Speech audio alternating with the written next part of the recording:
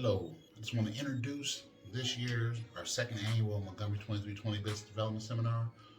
This is a seminar that we put together by the grace of God that was just really inspired by a lot of different relationships that we've made over the past few years, and just really been beneficial to me and to Food by the Word and Montgomery 2320 Business Development Services and friends.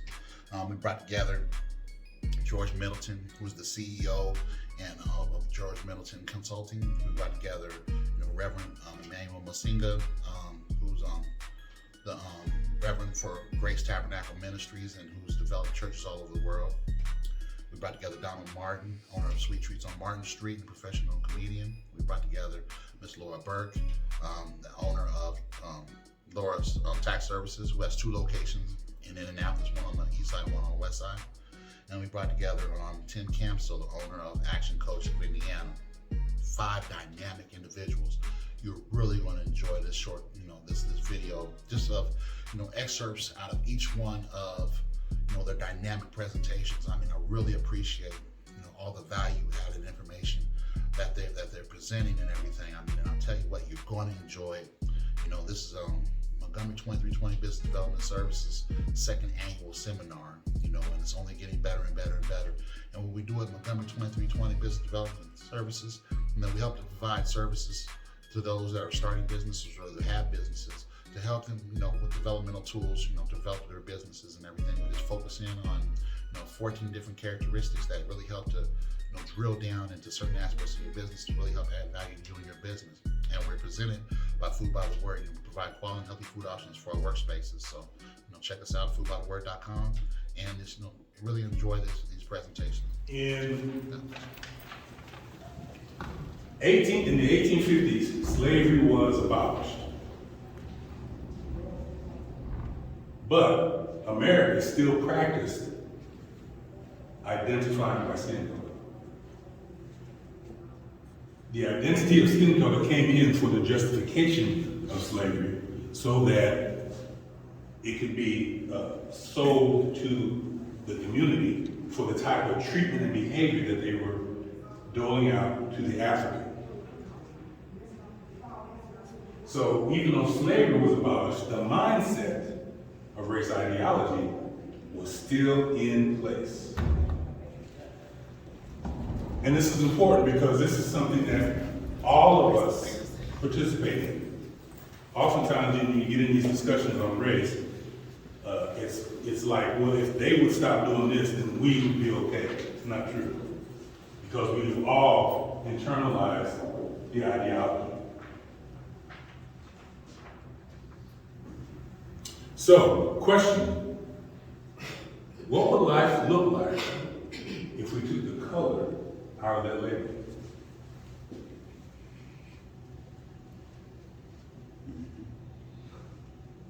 Life without color is void. Life without color is what? It's void. Life without color, yeah. Life without color. I didn't say take the color out of life. Take the color Out of the word. out of the label. It's void. Void of what? Existence. It's just, Okay, we're going to talk about that then. The one identity, which points to the first principle, is human being. Who in here is a human being? So here's something that many of us, some of you may know, but many of us don't consciously recognize. Human beings, us in this room, we are 99.9% genetically identical. No matter how we look,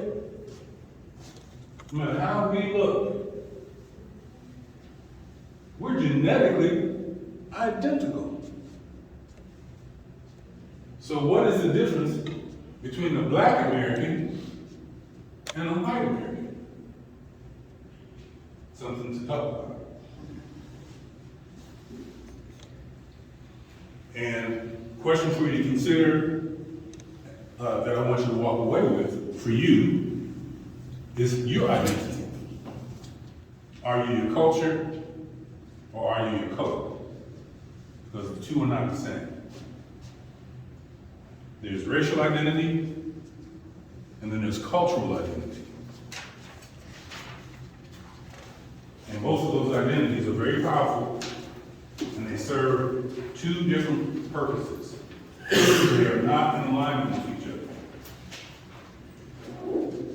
And what I find in my work is that many of us are experiencing cultural dissonance, the cognitive dissonance in trying to live between culture and color.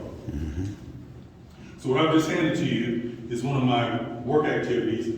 It comes out of this book, Beliefs, Limiting Authentic Cultural Knowledge. And what you have there is called the Cultural Trust Survey. And it's designed for whatever identity that you see yourself as. There's no right or wrong answers. There's no good or bad. It's just how you honestly think. So I would like you to consider those as we continue the discussion. And just be honest with yourself. The worst lies we can tell are the ones we tell ourselves. And with that, I'd like to open up the floor for discussion. And please, this is a safe zone. You know, when we're talking about race, there's no fear, there's no judgment. As a therapist, I need to hear the real stuff, not the, nice veneer that we want to do. We're all good people here. But sometimes you got to say the way you got to say it. We have had different experiences based on skin color. Both are true. Both are true. So let's honor each other's experiences. So, floor is open. I will. Are you coming or are you your own culture? This is a subject very interesting to me, considering the fact I'm just going to walk into my own life. When we were raised, my brother and I, we were raised in a place where we didn't know the barriers of color, because our parents just didn't raise us like that. So I didn't get introduced to it. Well, I got introduced to it maybe in the late 90s. And that was because I married out of my race. Didn't think that I would be affected by it because I was never raised that way. Until me and my husband, we were out and we were getting ready to sit down and eat, and I walked in the restaurant and we were tired, and the woman walked up to me and my husband and she placed the plate set in front of him. And me and the children were sitting there. Interesting. And she turned and talked to him. And she said, well, what can I get you today? And he said, well, first you can start by getting my wife and my children their settings. And then he looked at me and he says, let's leave. And this was like 1 o'clock in the morning and I was tired. And I was like, no, let's not leave. No, we great stay here, we gonna eat. But I'm gonna be watching over there in the kitchen. Make sure you Right? I'm gonna be watching, come down a little work, right? But that was the first time I had ever been addressed with any type of racial discomfort. And I'm in my late, 20s. 20s, yeah.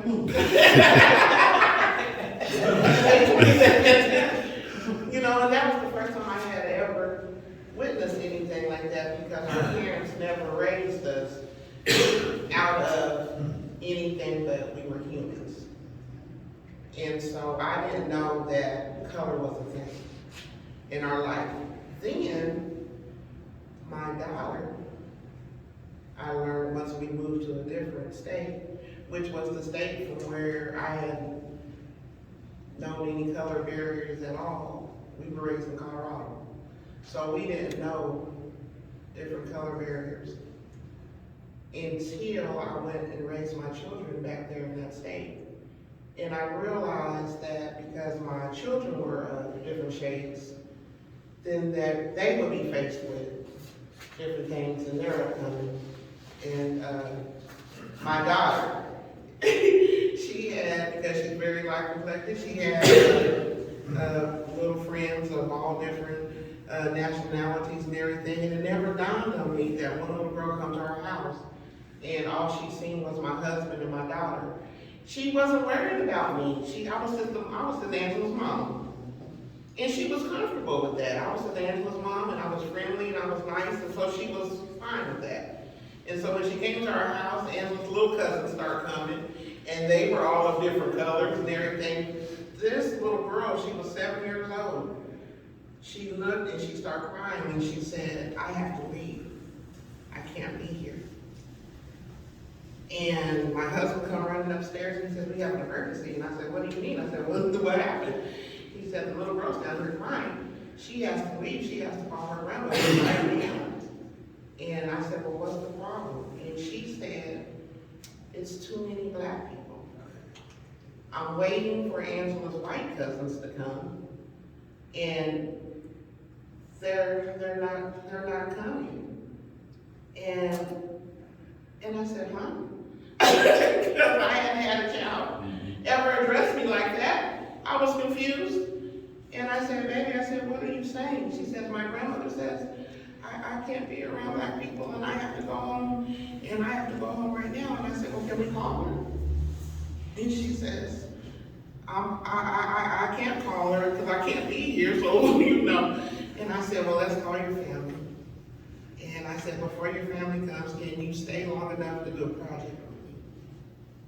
And the little girl said yes. Her sister came and her boyfriend came, and her sister was very apologetic, and she said, yes, that's my grandmother's wishes, that she says, but we don't raise her like that, and so if she wants to stay, she can stay. Well, the project that I did with Rachel was all the girls had to come to the table with their grands, and they had to draw me a picture. And the picture they had to draw was a rainbow. Because I wanted them to see how we were raised through the lens of God. And God had a variety of color. And He blended us all together. And with that assignment, this little child, she was at my house almost every day after that. But with that assignment, it did something for me being an adult, and it did something for her that I hope changes the rest of her life. So that's a very interesting question. And how would you answer for yourself? How do you identify racial, or do you identify cultural? I identify with culture. And what's the name of the culture? What's the name of the culture? What's the name of the culture you're in? So when I'm talking about culture, I'm referring to ethnicity, which is the over umbrella. A lot of times people say, well, my culture is my education or my religion, or I'm not talking about that, because culture encompasses all of that. What is the culture is usually associated with a geography, a location. So what is your ethnic culture? Mine's personally are just, that's interesting. And that's okay if you don't Huh? Think about it. Yeah, that's something to talk because mine's personally, it still would be, I am still a blank slate because I still don't see color. That's mine's personally. But I've learned, this is what I've learned. Mm-hmm. I've learned because my husband had a different way of living, and I had a different way of living. Then we had a different way of living to raise our children. And so I learned throughout the years how to become one. Right. But you just don't have a name, right? I don't have a one. One would be my name. Right. One would be my name because I've learned to become that one. Okay, understood. The event that you shared with us, and thank you for sharing that, because that is just an amazing personal and powerful story. Amazingly powerful. That event that you shared with us is an experience that many of us have gone through in different ways. And it's called negrescence. And negrescence is a theory formed by psychologist James Cross, and it's a 5-stage model. And it's used to describe the experiences associated with becoming a psychologically healthy Black man or woman in the United States. The event that you just described is called the encounter stage. The encounter stage is when an individual is faced with a experience or set of experiences directly related to race that cause him or her to re-examine their own identity. Because as you said, I had no colored mindset until I was faced with it, right? Now, in this Negrescence theory, there's another stage called the pre-encounter stage. In the pre-encounter stage, really listen carefully to this.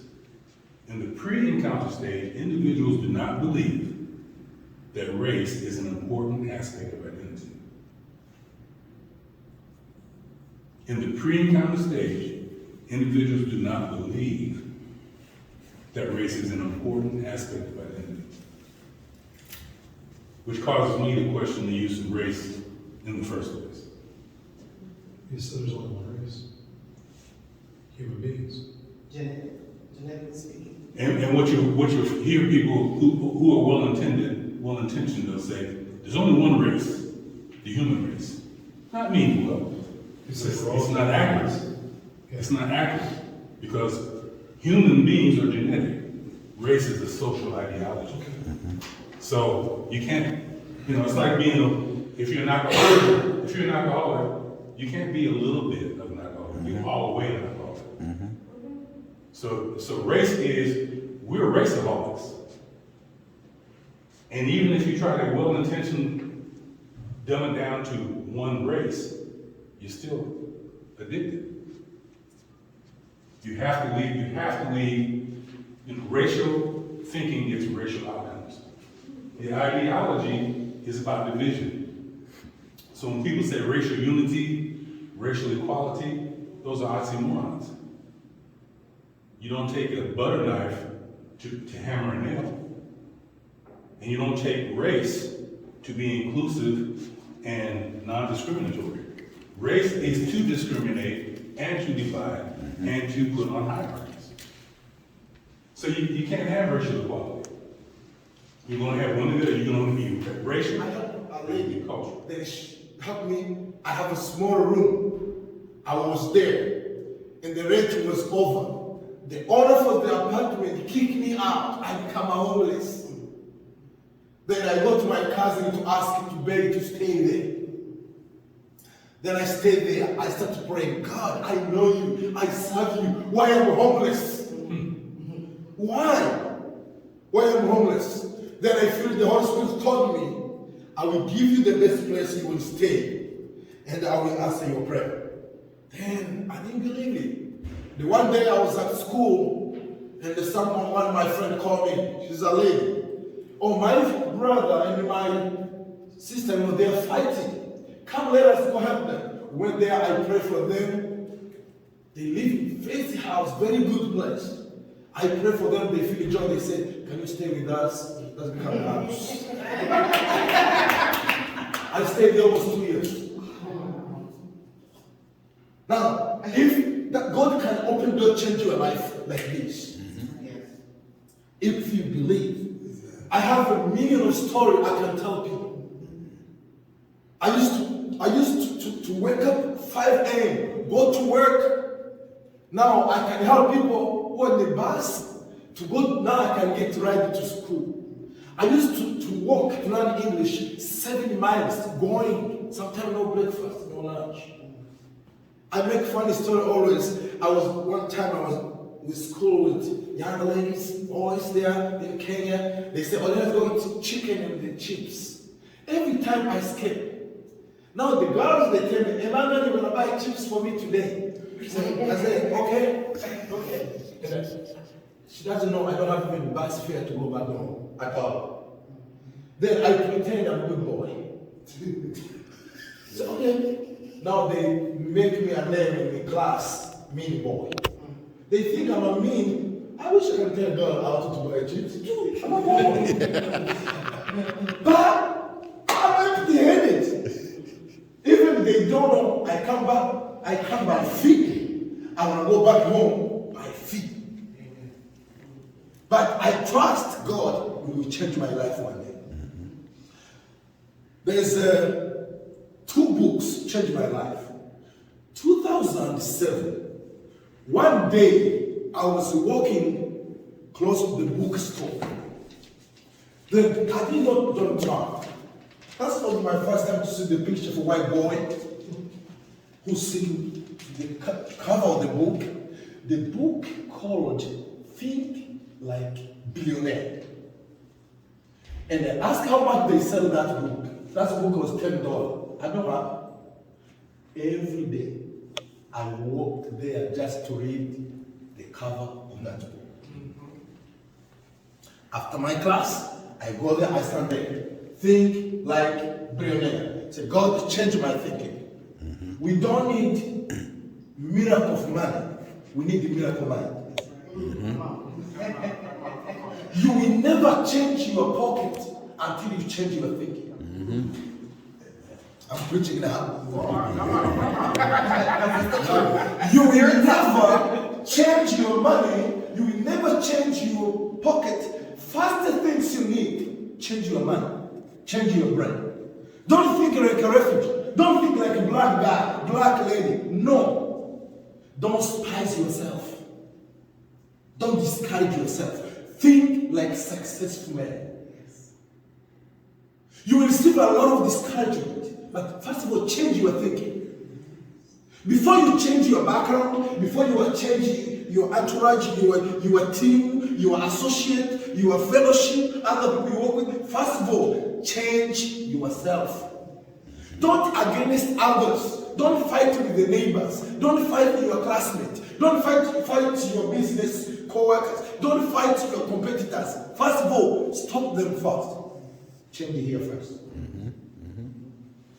After you change you, to change other people is easy. If you can change yourself, if you can compete with yourself, you win yourself, you change your soul, you change your character, you change your behavior. If to change other people is very easy. Very easy. First of all, build the confidence in you. I read one book told me this. The confidence comes from the information you have. If you trust yourself, if you believe what you believe, to go to other people to talk, you never feel ashamed. No, I know who I am. You see, my brother was talking about black and white. Some other people, they're ashamed.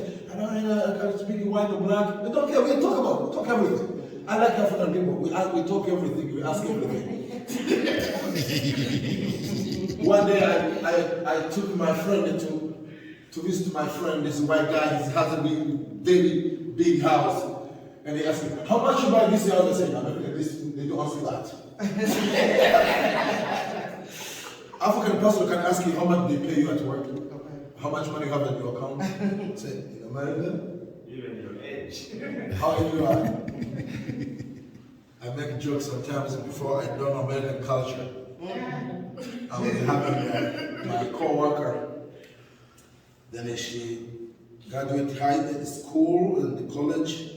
Then she get paid. She enjoy meal. She start to add some weight. And I said, hey, you look fat. What? And she get to my boss. She tell my boss, the man told me I'm fat. And they call me to the office. They close the door. Say, what's wrong here? They say, do you tell so and so she's fat? I say, yes, I did. What's wrong with that? So what's wrong with that? That's the lady. She laughed, almost fall down. So nothing wrong. I compliment her. She's fat. She's good. Say in America, they don't say that. Wow. You tell me 2 things. Don't ask the women the age and the weight. Wow. So, okay, in Africa, if you're fat, you're beautiful. I didn't know that. Now, I'm going to tell you 6 things you can do if you want to achieve your dream. I'm going to talk about one chapter in this book. Put your dream in action. We have many people who are very excellent to think and to talk, but they don't do nothing. Dream without action is just thinking. Dream without action is just talking. You are just thinking like you are sleeping. First things you need to do, put your dream in action. Step ahead. First step. Starting, working, and doing. Don't just keep talking. We have people who are very excellent. I'm going to do this. I'm going to check this. I'm going to do this. No, everybody dream. Everybody dream. Who does have a desire? Everyone want to buy a nice car. Everyone want to have a very good car. I want a Lamborghini. I do. I want a private jet. I do. But what you do to pay? What you do to get what you are thinking for? Many people, they are very good to talk, but they are not very good to act. First things you need to do, understand your dream very, very well and clear. We have people who just keep changing, go to school. Some students change major every night, every day. Don't keep saying, I'm going to start this business, you start this. No. Took time, think about your career, think about your dream. The second thing you need to do what you plan to do. Don't, if you are planning to do something, then someone is showing up. You say, oh, I was going to do this, I'm going to change it. That will never help you. That will let you keep moving on. Do something you're planning to do. Don't change things because of some circumstances or because someone do this. Don't do that. Do what you plan to do. Third one, set up goals. What's your goals? What's your plan? Do you have goals? Do you have a plan? Do you have something you want to achieve? How do you want to be next year? More than today and this year. Have a plan for tomorrow. Have a plan for next year. Have a plan for your future. So before I was telling what my friend is. Smart people, they plan the journey even before they buy the air ticket. That's smart people. Smart people, even they write their obituary before they die. I was telling some people, always I think after when a man will die, to the casket or to the grave, when they read my obituary, do anybody will still be excited? I want to do something when they're going to say Emmanuel is dying today. People can say so and so who achieved A, B, C, D. Now he passed away. We're scary to talk about death, but it's normal. We're going to die. But do something great because this is your right time. You don't have another time. No, it's today. Don't think about tomorrow. Don't think about next year. No, start today to prepare your departure. One day, let me tell you the secret. One day, you will not be here. You will no longer be here. This time has come, you will not be here. You needed to plan before your departure. This time will be coming. You want to say that your time is over. What do you do with your right time now? Think twice. Have goals, achieve those goals, short goals, long goals. After you do that, move on, do something. The fifth one, believe on your dream. What you do, believe it. If you don't believe it, start over. You cannot say, I have a dream to do this, but I'm not sure. No, you don't believe what you are going to do and then what you are calling, what you want to do. If you believe you only do a dream, it's time to take a step. But don't allow anybody come change your dream. No, understand it, believe on it. Another one, the 50th one. Believe on yourself. Have confidence. We have people who doesn't have confidence. People, they keep changing them easily. Oh, stop to do this, you stop. Do this. No, don't allow anybody to be in your remote. You're like a TV. Somebody has a remote to believe in this, don't believe this. You're not strong. You believe that. No. Have a confidence. People who does a confidence, you will know them because other people discourage them and they change their thinking.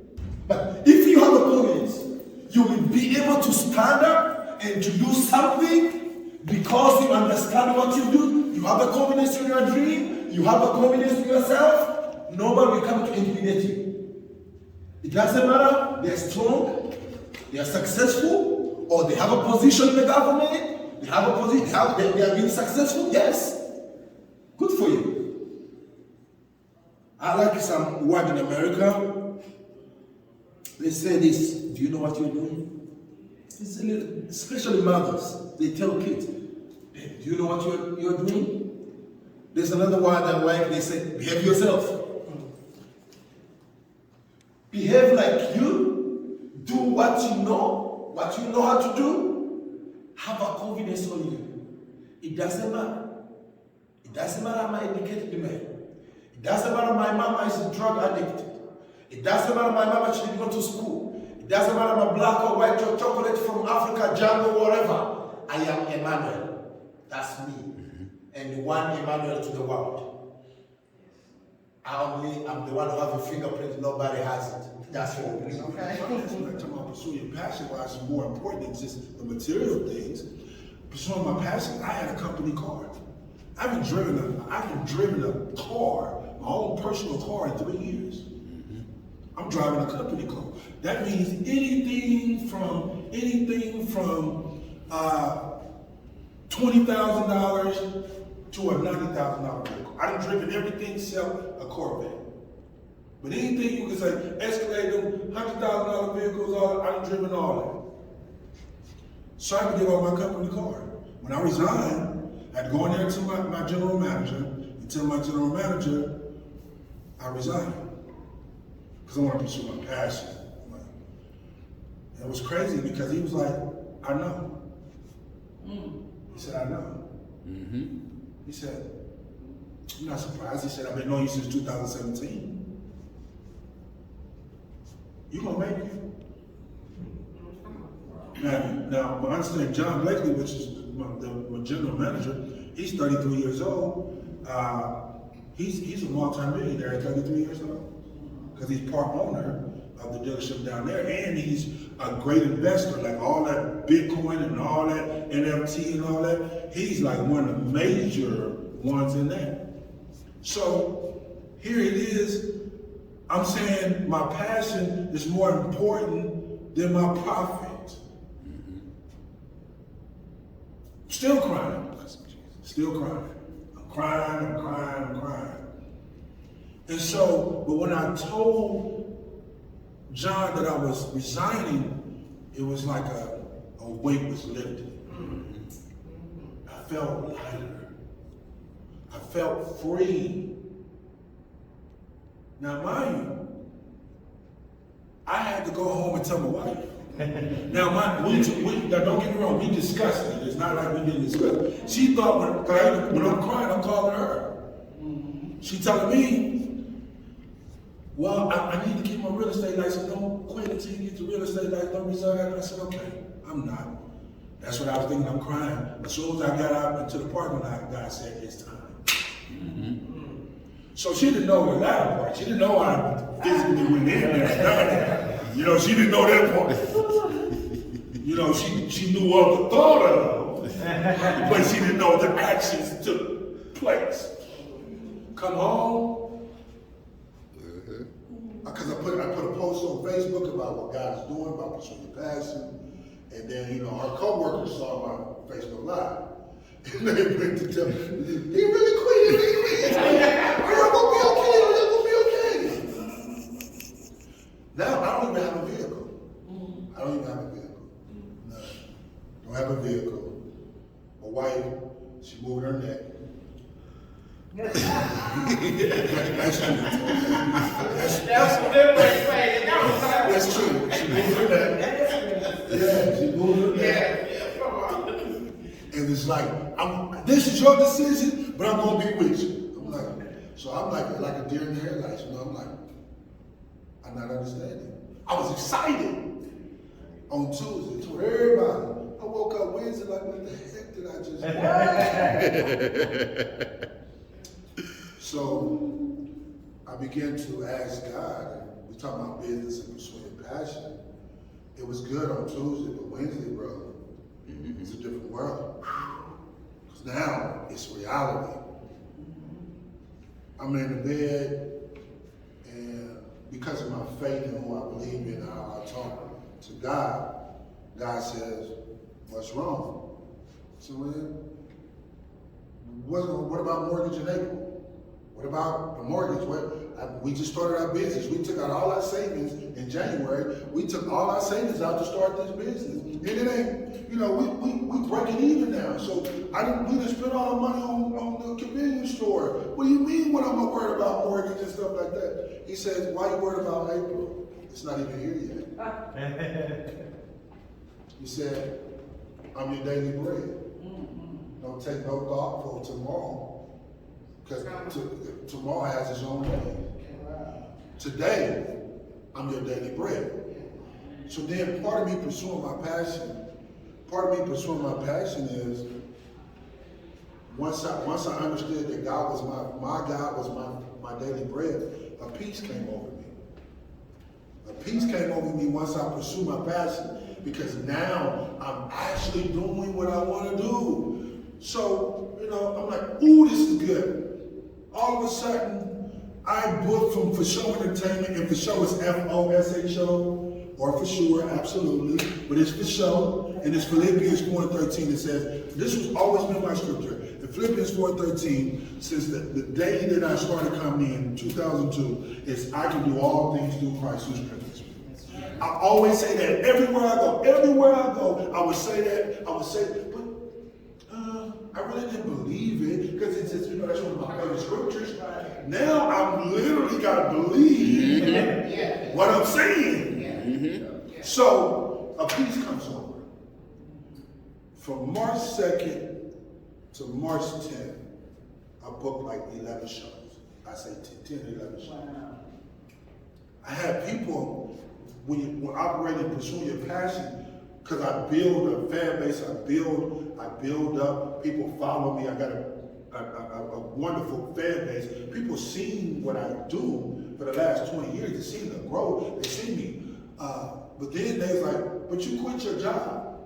Like, you quit a job where you're making more than doctors. And you're getting, and in the business that you're in, when you're in that type of business, the more you're in that business, the better you get. And the better you get, the more money you make.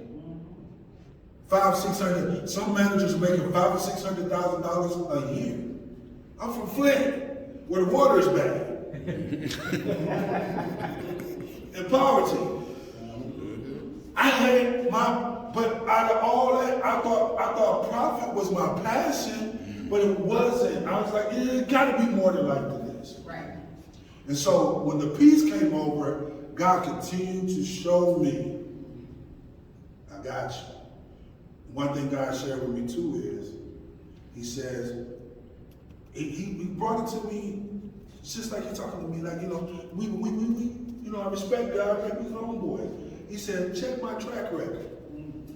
Have I ever let you down? Come on. I was like, I started thinking about it. Remember when I lost my job, when I went homeless? I remember when I lost my 2 cars that was rolled off from I could hear them scraping it while they was talking, like they was repoing it. You know, when you wake up in the morning, all you suddenly you hear that. Twice. Did you go without?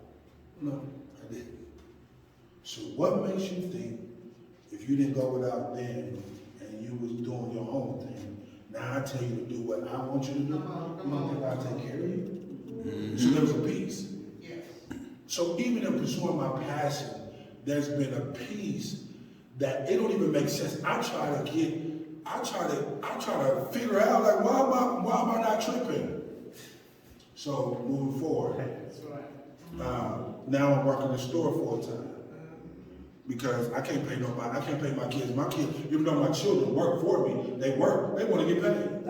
They ain't doing it for free, you know, and they want to get paid $15 an hour. You know what I'm saying? $15 an hour. Because they say, I go to Chipotle, I go somewhere else and get something for 15. So, you know, I got to pay my own children. And they want their money on time. Like, well, I'm here now, my daughter's working. And she, as soon as 6 o'clock hit, she going to want her money. And I'm going to have to give it to her, or her mom going to give me. You know what I'm saying? This is how it works. and y'all can interject anytime. I'm going to say it around about 20 minutes, and we're going to ask questions, or if you have any thoughts or any ideas that we can help us out. And so then now my store is inside of Plaza becomes my office. So I'm on the phone. I'm calling every comedy club, and I'm trying to figure out how do I get on improv, how do I get on this, and so doing all this, and I got a couple testimonies to tell about that because.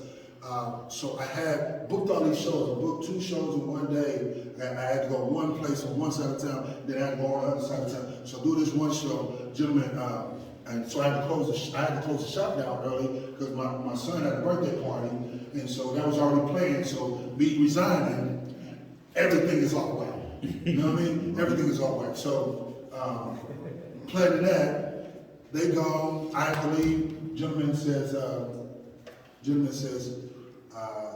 He's one of my sponsors for my shows. He calls me. He said, "Where you at?" He said, "Where?" He said, "You at the store?" I said, "No, the store's closed." He said, "Well, what's going on?" I said, "Because I gotta go to the show." He said, "Well, I need your address at home."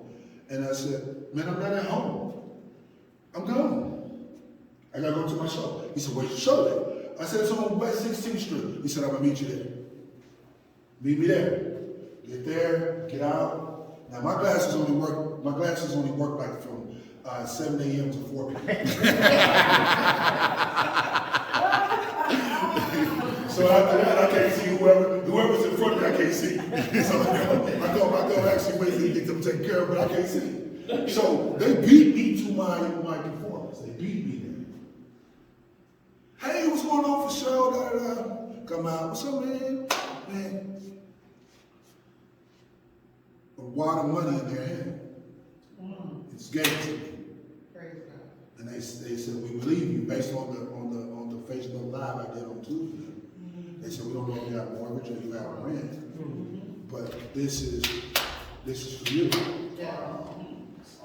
Pay the mortgage." Yeah. You know what I'm saying? Pay the mortgage. Then I was able to perform. Now, so I was so scared. What's up, Bob? I was so scared to count it. Like I was scared to count it. I had to go in the bathroom in the stall.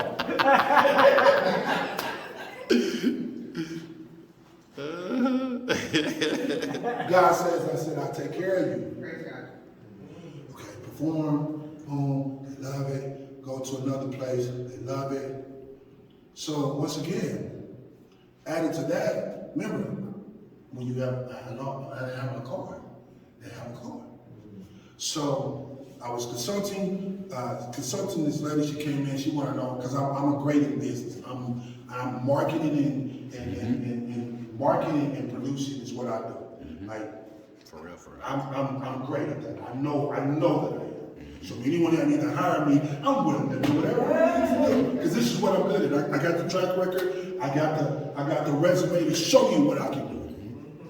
Now we talk about passion, but pursue your passion. Once I had the peace, and so with the peace, God did, because even with the passion, you still got to have the planning.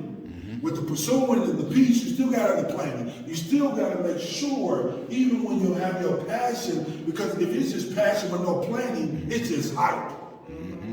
Everybody like a hype man. But a hype man is just that it. That's all they do is when them boxers be going down there to fight whoever they fight, they always have a hype man with them because they know the hype man is not getting in the ring with the other boxer. That's just not. But they hype you up all day, man. If I was you, this is what I would do. You ain't doing that. It's just hype. So, consulted with this lady, and I was like, things might have to change because I don't have a vehicle.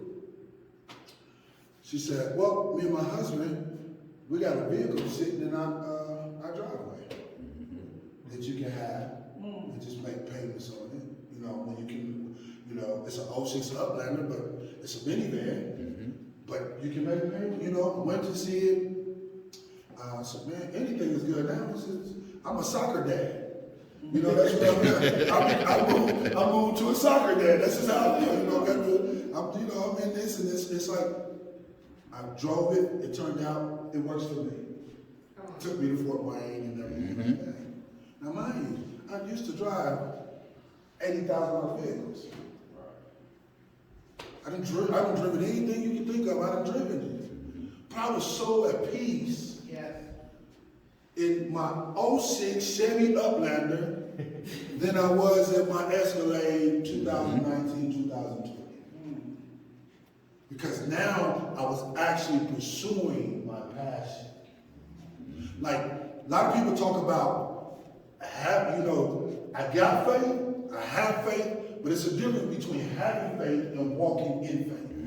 That's totally different. Like I tell people, it's easy to trust God until you got to trust God. That's just the truth. So part of the planning and part of pursuing and part of the peace, I have never prayed so much in my life. Because I don't even know where money's coming in. I don't even know. Like I'm looking at. I get so depressed when I pay bills. Because then I'm looking at my bank account getting less and less.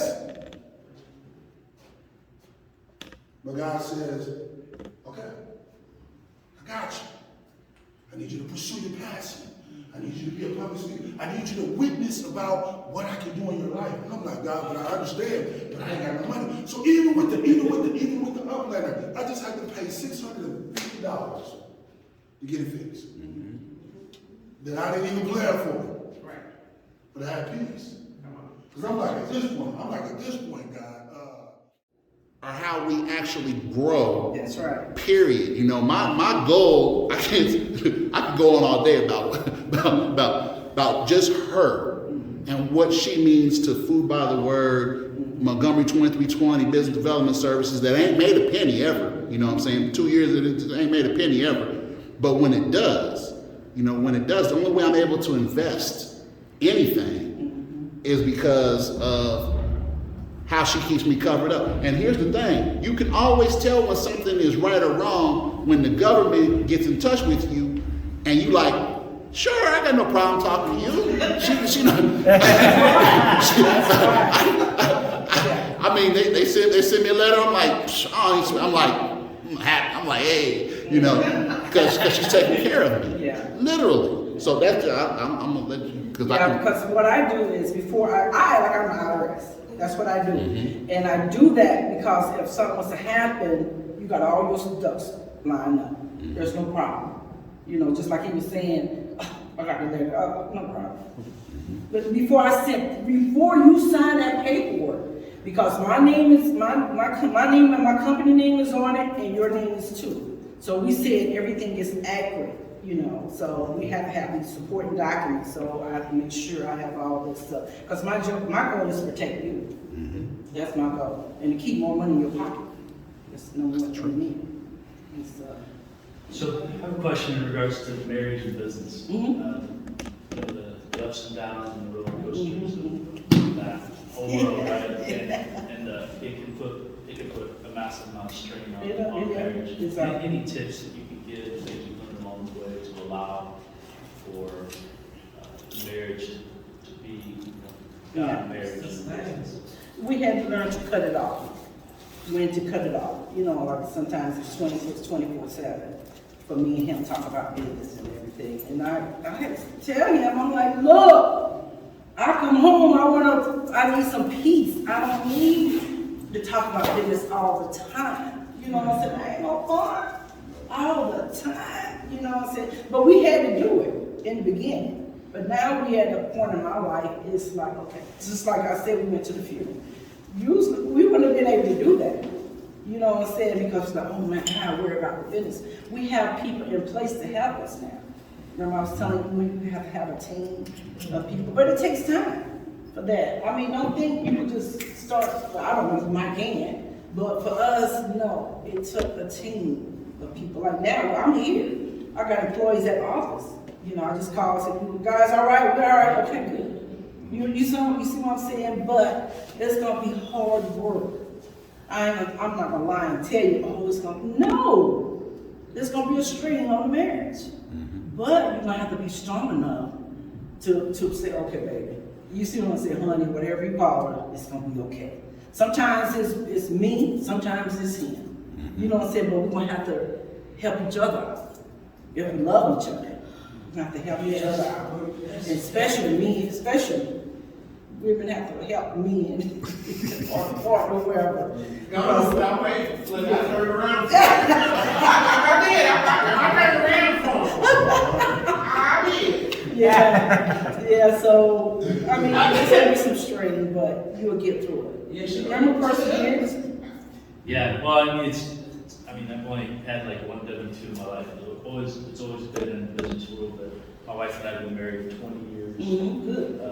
And I'm just constantly looking to seek advice from other business owners in regards to marriage, because as seasons change, we're going to go real big move on some things. And my goal is to get her out of her part-time job and we're to be full-time. And we've always kept it separate, and it's worked that way. You know, she's always been a support that I'm bringing her into the business more than I ever have before. Yeah, well, we did that too. You know, we are separate until it couldn't be separate no more. Right. and that's just the truth. Now we are together, and it just takes time, and it just takes perseverance and just communication. You know what I'm saying? And communication is big. You know, don't be thinking one thing and she don't know what you're thinking, or vice versa. You know, because me and him have to talk. For real, I'm like, look, I don't want to think about this right now. And he's still talking. No. Is that true? Is that true? Oh, yeah. No. Okay. So and sometimes it's me. I'm talking about business and he's like, I'm like, okay. You know what I'm saying? Some days it's him, some days it's me. But we have to work it out. We do. We have to work it out for real. Awesome. Yeah, it's gonna be okay. And that's just part of it. It's life. But you guys been married 20 years. If you got them 20, come on now. Oh, absolutely. Yeah. It's fine. Oh, yeah, it's already it. Well, Because you want help. You ask us. Well, to have her on the business team, believe me, she's amazing. We've always kept it separate. I've been in business and she's always had at least a part-time thing, so. No, you could bring that together and stuff. Everything will work out. But eventually you're going to have her full-time with you. Yeah, I mean, it works out. We'll get more done. Because she'll be upright. Yeah. She's amazing. Yeah, see? You say she's amazing. There you go. That's what I'm talking about. Anybody else have any questions or concerns or anything to ask me about taxes? Yeah, my daughter has an LLC. Do you have like a pamphlet stating anything that you said about having an LLC? Well, what I'll do is I'll explain it to her more. I do have a little pamphlet here. And if she got LLC, I'm going to this event, April 26th.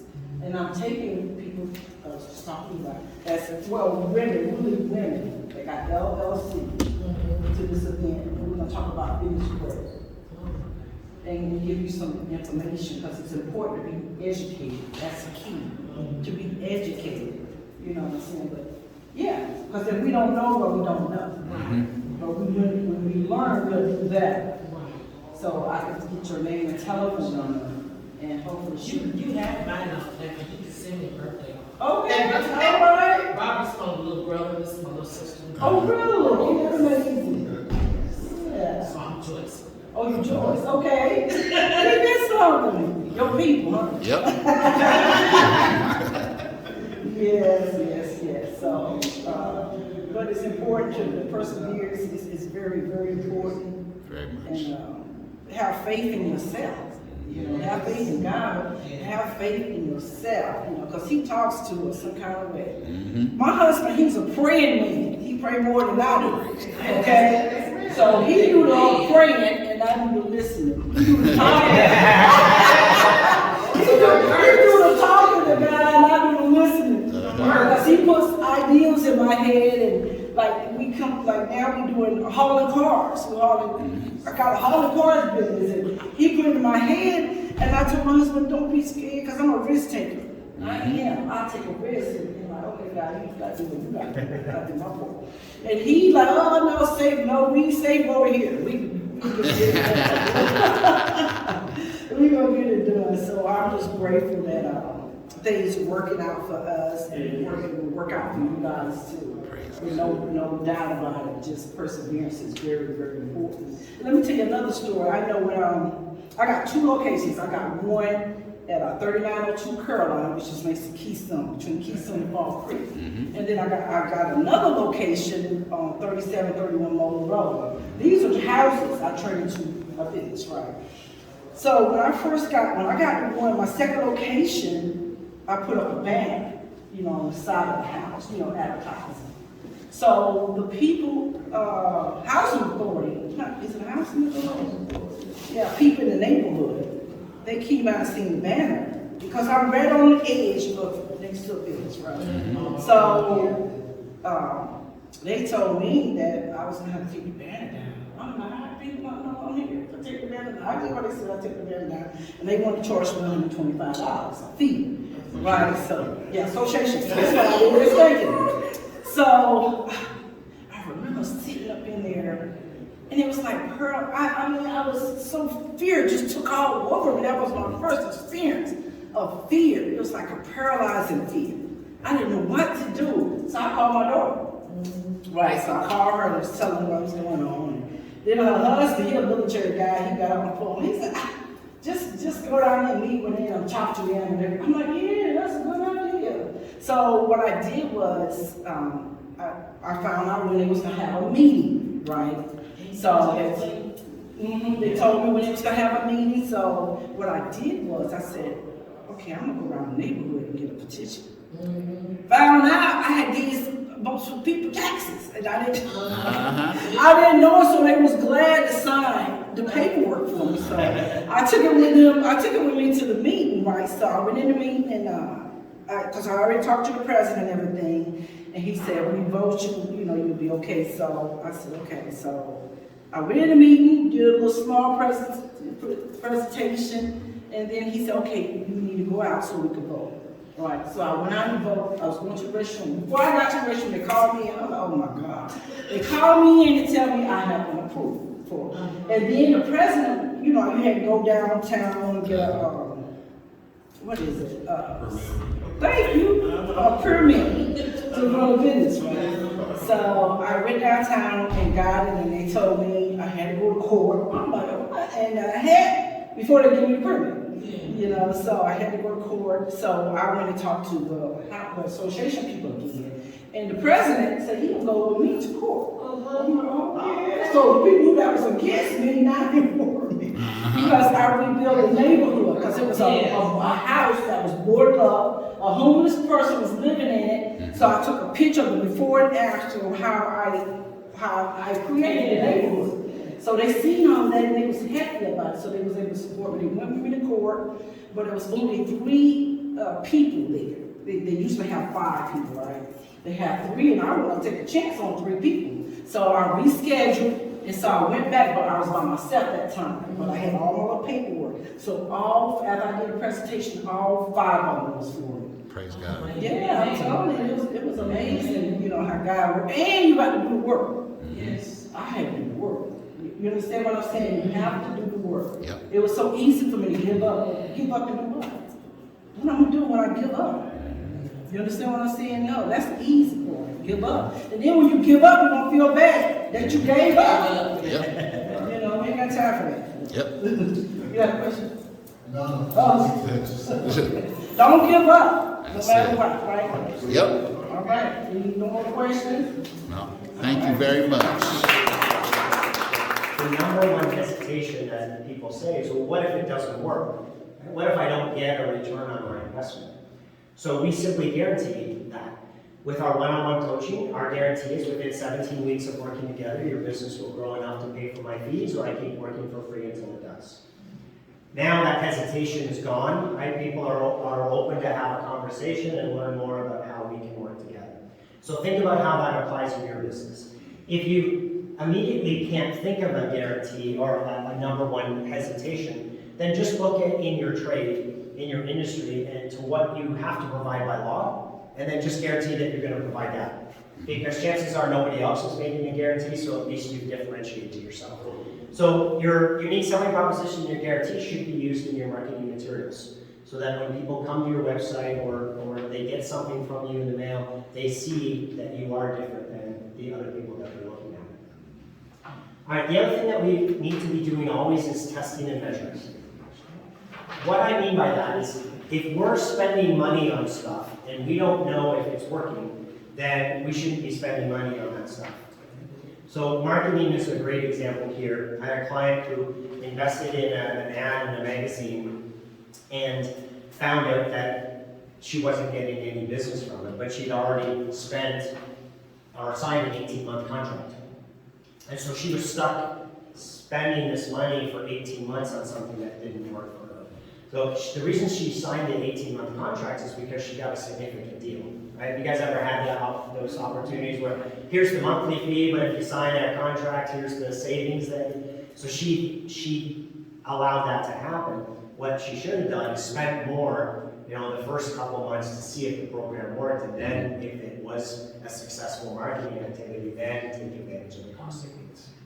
So always be looking at everything that you're doing in your company in terms of, can I measure this? And if not, is it really something that I should be doing? Because if we don't know if it works, then we can't really justify spending money on it. All right, so let me talk to you about what we call the 5 ways to massive profits. So most people that I talk to, they know how many customers they have, they know what their revenue is, they know what their profit is, or generally speaking, they know these numbers. Which of these 3 do you think is the most important?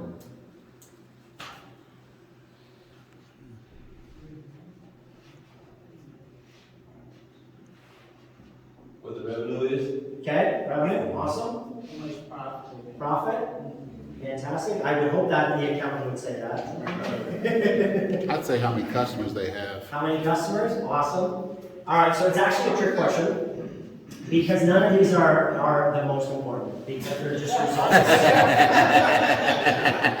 What I mean by that is you can't go out tomorrow and just get another customer, right? You can't just make more revenue tomorrow, and you can't just make more profit tomorrow. So, but here's where it gets exciting. There are 5 things that you can do tomorrow that lead to these, and I'm going to walk you through that formula here. So number of leads times conversion rate equals number of customers, right? So we can go out and we can do activities to get more leads tomorrow, right? And we can improve our sales process to convert more customers. And so that improves our customers. Number of transactions, that's repeat business. So how many times a year do people buy from us? We can put strategies in place to improve that. Average dollar sale, right? We can put strategies in place to increase how much people spend with us each time they buy. That leads to the revenue. And profit margins, we can put strategies in place to improve our profit margin, which increases our profit. So let me use a retail example just to illustrate what this formula means. So let's say 4,000 people come into this retail store in a year. Okay, so that's the number of leads, the number of potential buyers. Let's say 25% of those actually buy, so that's the conversion rate. So 4,000 times 25 is 1,000 customers. Does that all make sense? Mm-hmm. Yes. Number of transactions is how many times a year they buy from us. So some customers may only buy one time, some may buy 6, 7, 8, 9 times, but on average, how many times they buy? Let's say in this example, it's 2. Average dollar sale, how much do they spend each time they buy from us? Same idea, some may spend $10, some may spend $1,000, but on average, how much do they spend? Let's say that's 100. So 1,000 customers times 2 transactions a year times $100 per transaction is $200,000 in revenue. Profit margin is how much of that ends up going to the bottom line. Let's say it's 25%. So 200,000 times 25% is 50,000. Does that formula make sense? So what I'm going to do at the end is come back and show how all the strategies that we're talking about today can impact these numbers on this business over the next 1, 2, 3, 4, and 5 years. All right, so now we're at leverage. As I said earlier, this is all about systems, so we've got a commercial profitable enterprise that works. Okay? And why does it work? It works because we've systematized the business. It's going to be everybody's responsibility in the company to systematize the business. Right? What we say in terms of defining systems is we're saving yourself time, energy, and money. Think about driving a car. So how many folks either now or in the past had a location that they went back and forth to work the same location every day? When you had that experience, did you go different routes every day? No. Well, how come? I don't do it because if I go any other way than I go, it adds 11 miles. Okay. So Perfect, yeah. And so when you were driving back and forth the same way, sounds like that was because of efficiency, right? Right, yeah. So when you're going back and forth the same way, were you thinking about, oh, I have to step on the gas now, I have to turn the blinker on now, oh, I have to hand my steering wheel? Were you consciously thinking of that? You were? All the time. Okay, well, you are an anomaly. Anyone else? I do a lot of driving, plus the state police, you know, they never Yeah. know when Most people tell me that when they're driving, it's subconscious. Is that fair? Most of you? Why aren't you thinking about that stuff? Got to. Why don't you think about, oops, I have to press the gas now? Because the Is it variable. automatic? Yes, Right? It's something you've done so many times that it's become automatic, right? What are you doing instead? When you're driving back and forth the same way, what's going on in your head? Repetitive. Yeah. What else are you thinking about? You're thinking about your destination. Yeah. What you're gonna do when you get there? Yeah. When you get to work. Yeah. All those to-do things that you have on your list, your honey-do list or your work list. Right? So how does this translate into the work world? 80% of what we do in business is routine work. So if we can systematize the routine and make it more efficient and effective, it frees up our time to then spend on humanizing the exceptions, the 20% that aren't routine work.